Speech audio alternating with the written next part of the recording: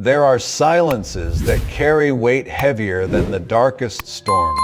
Silences that cling to the soul like a shroud, smothering light and hope alike. This silence had ruled the house for 12 long years.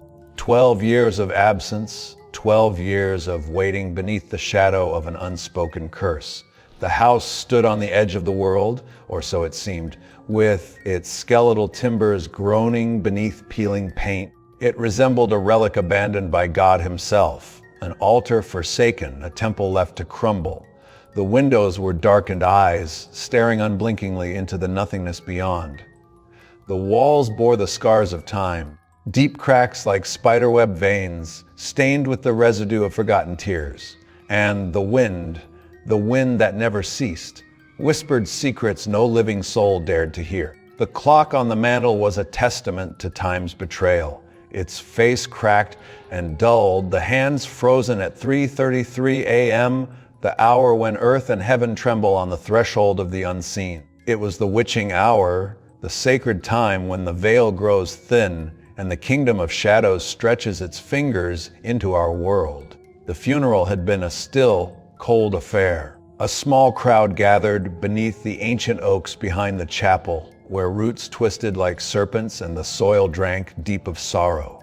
Her coffin, plain and splintered, had sunk silently into the earth. Prayers had been whispered, psalms that trembled on the lips like fragile glass shards, and candles had flickered in the fading light as if to hold back the coming darkness. But that was 12 years ago. No one saw the first sign. No one heard the faint knock on the door at midnight, nor the soft murmur carried on the wind like a prayer gone wrong. The house remained still, but the silence had begun to fracture. Tonight, beneath a moon swallowed by ragged clouds, beneath the suffocating fog that smothered the land like a dying breath, the silence was broken. The old rotary phone, disconnected, forgotten, a relic from a time when voices traveled on wires and not on whispers, began to shudder on the scarred wooden table. Its cord twisted and writhed like a living thing, cold and serpentine. A single, brittle ring shattered the night air, sharp as a knife's edge slicing through flesh. It rang with a sound that was not of this world, a summons from the depths, a call from the grave. The man seated in the shadowed room felt his heart falter. His breath caught in his throat as a chill, deeper than winter's bite, crept over his skin. His hands, clenched tight on his knees, trembled like leaves in a storm. The air thickened, heavy with the scent of decay and unuttered sins he knew. He had waited for this moment, though he dared not speak it aloud. The phone's ringing was the sound of the past clawing its way back into the present, the voice of a soul not yet at rest, a spirit bound by pain and unfinished prayers. With a slow, trembling hand, he lifted the receiver, its weight a tangible burden. The dial tone buzzed, a dissonant hum that echoed like the groan of the earth itself. Then, through the crackling silence, came a voice, soft, ethereal, unmistakably hers. "I've come back."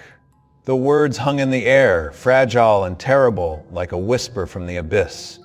They carried the weight of 1,000 prayers unanswered, the sorrow of a heart torn in two, and the terrible hope of resurrection.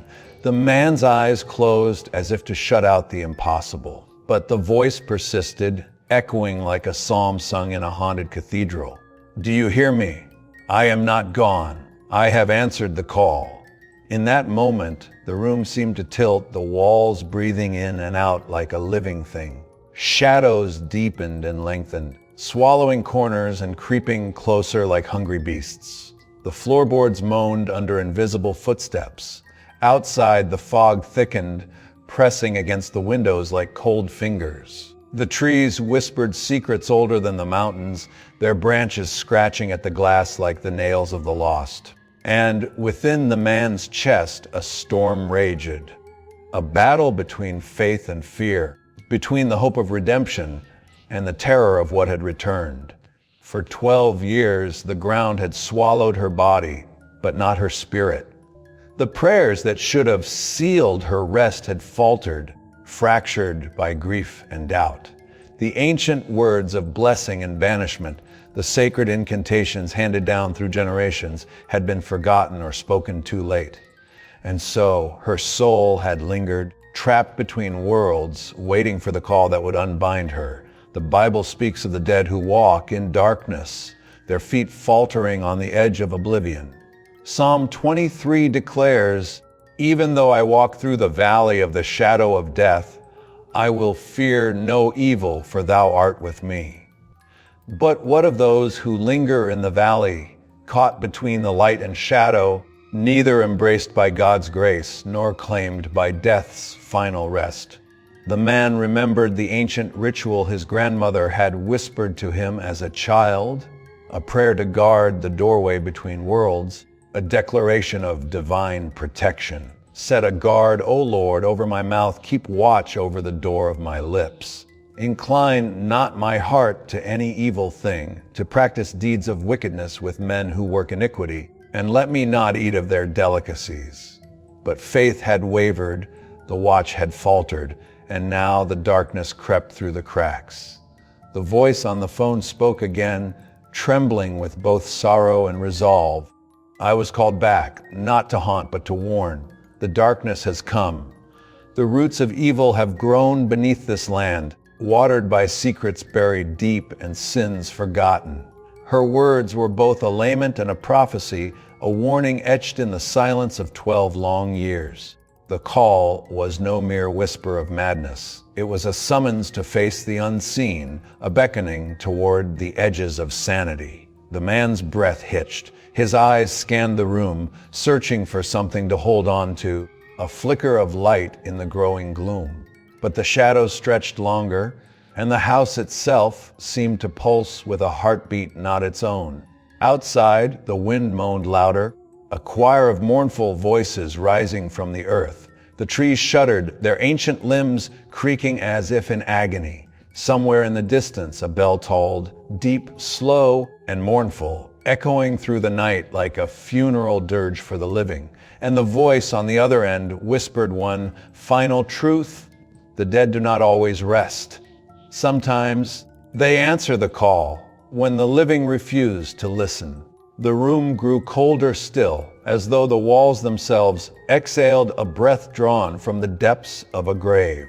The phone's receiver trembled in the man's hand, the line crackling with an unearthly static, a noise not born of wires, but something darker, something alive and restless. Outside, the fog thickened, swallowing all trace of the world beyond the window pane, and the house felt as if it had been swallowed whole by the shadow of some ancient watching thing. Her voice came again, faint yet undeniable, the sound threading through the silence like a prayer cut short. "They have come." Those words clung to the air, heavy and suffocating, pressing down on the man's chest until he could scarcely breathe. "Whoa," he asked, his voice barely more than a tremor, a broken echo of his own fear. The voice was distant now, stretched thin across the unseen chasm that separated worlds. But it was clear, filled with the anguish of a soul torn apart by grief and resolve, the watchers in the dark, the ones who hunger for forgotten souls, for broken promises, for the blood stained beneath the roots of this land. They rise because the covenant was broken, because the prayers were not said, because the altar was left cold and bare. The man swallowed hard, the taste of dust and despair thick in his mouth. He remembered the old stories his grandmother told, tales veiled in metaphor but drenched in warning, tales of ancient pacts made in desperation and betrayal, of blood debts owed to spirits older than the hills themselves. Those stories had seemed like superstition once, like folklore meant to scare children into obedience.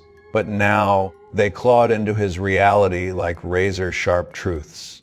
The Bible speaks often of the spiritual battle waged beyond mortal sight, for we wrestle not against flesh and blood, but against principalities, against powers, against the rulers of the darkness of this world, against spiritual wickedness in high places. Say Ephesians 6:12. This was no mere haunting. It was a war for the very soul of the land and those who dwelled within it.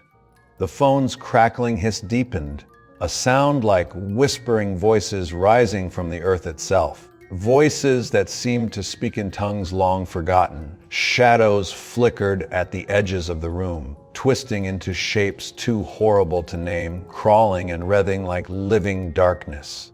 The man's eyes darted wildly, catching fleeting glimpses of figures standing just beyond the veil. Pale faces with hollow eyes, hands reaching through the thin walls of reality like desperate roots seeking nourishment.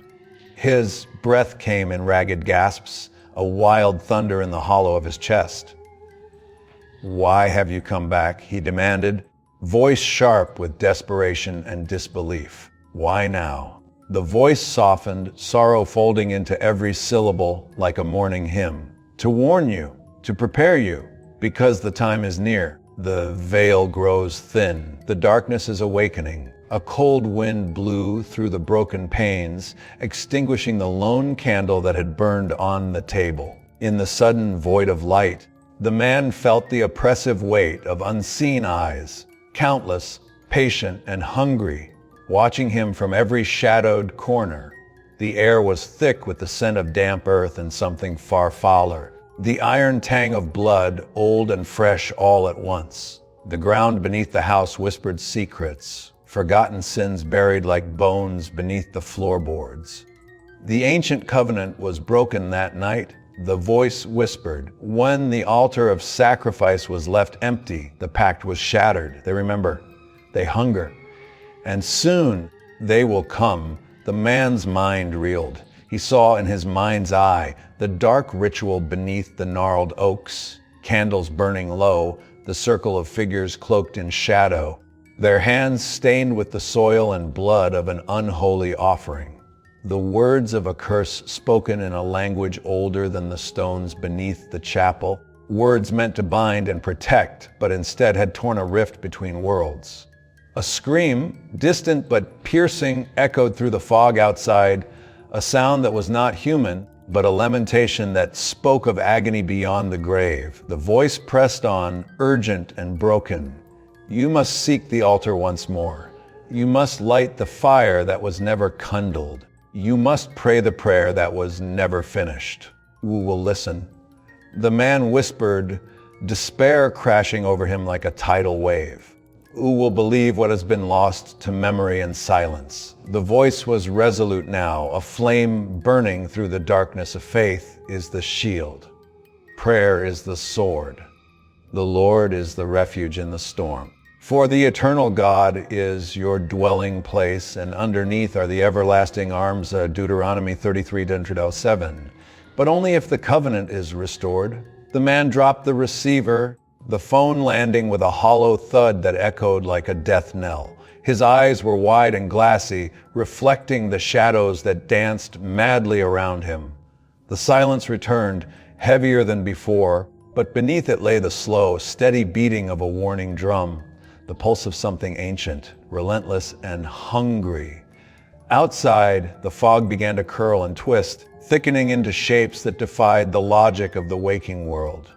A dark congregation gathering beyond the veil, waiting for the final call. And somewhere deep within the forest, beneath the twisted oaks and the cold, unyielding earth, the bones of the past stirred, restless and waiting. The silence that had ruled for 12 years was broken, not by peace, but by the whisper of a terrible reckoning.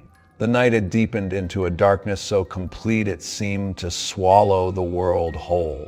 The fog had thickened into a suffocating shroud, seeping through every crack and crevice, invading the house with the cold touch of death itself. The air hung heavy with the scent of damp earth and old blood, a testament to sins buried and promises broken beneath the roots of ancient trees. The man stood before the altar hidden in the cellar, a crude construction of stone and wood, worn by years of neglect, stained with the faded remnants of forgotten offerings. The flickering flame of a single candle cast grotesque shadows, turning the walls into a living nightmare. Each flicker revealed shapes that writhed and twisted just beyond the edge of vision, as if the darkness itself breathed. He held in his trembling hands the old prayer book, its pages brittle and yellowed, inscribed with sacred words passed down through generations. His fingers traced the ancient script, lips moving silently as he sought to complete the covenant left unfinished 12 years ago. Outside, the wind howled through the skeletal branches of the oaks, their twisted forms silhouetted against the cloud, choked sky like monstrous sentinels.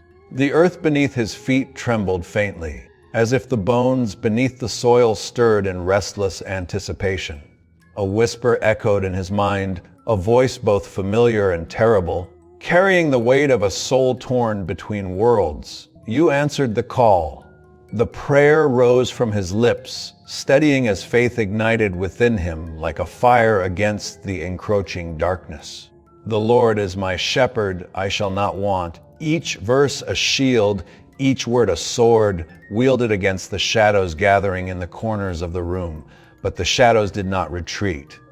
Instead, they thickened, coalescing into shapes. Faces twisted in silent screams, hands clawing from the floor, eyes burning with cold fire. The watchers in the dark had come to witness the reckoning. The man's breath hitched as the air grew charged, thick with unseen power. His heart pounded like the drums of an ancient war, every beat a battle cry against despair. And then, beneath the altar, the earth cracked, a jagged wound splitting the floorboards. From the fissure, a hand emerged, pale and trembling, reaching upward with desperate urgency. Her hand, the hand that had vanished 12 years ago. The man stumbled back, eyes wide with terror and awe as the rest of her form clawed free from the soil. Pale, ethereal eyes blazing with a light that was both holy and terrible. She stood before him, not as the fragile woman laid to rest, but as something transformed, a vessel of both wrath and mercy. I have come to finish what was begun, she whispered, voice echoing like a hymn sung through a storm. Why? He choked, tears streaming down his face, mingling grief with terror, because the covenant was broken, and with it, the balance between worlds. The watchers hunger for what was promised. They will not rest until the debt is paid. Her eyes bore into his soul, revealing a truth darker than any night, that the price of silence is eternal torment, that the dead who answer the call are neither saviors nor demons, but harbingers of a reckoning long overdue. Pray, she commanded, pray as if your life depends on it, for it does. Faith is the only barrier between salvation and oblivion. The man fell to his knees, the prayer pouring from his lips like a flood. The shadows screamed and writhed, the walls bleeding darkness. But within his heart burned a flame that no shadow could consume. The night stretched on, an endless battle between light and dark, between faith and fear. And when dawn finally broke, pale and trembling on the horizon, the house stood silent once more. But the man knew the truth whispered by the morning wind. Some calls are never meant to be answered. For beneath the earth, the watchers waited, and she, the one who answered the call 12 years after her funeral, remained a sentinel between the living and the dead, bound forever to the terrible covenant that no prayer could fully undo.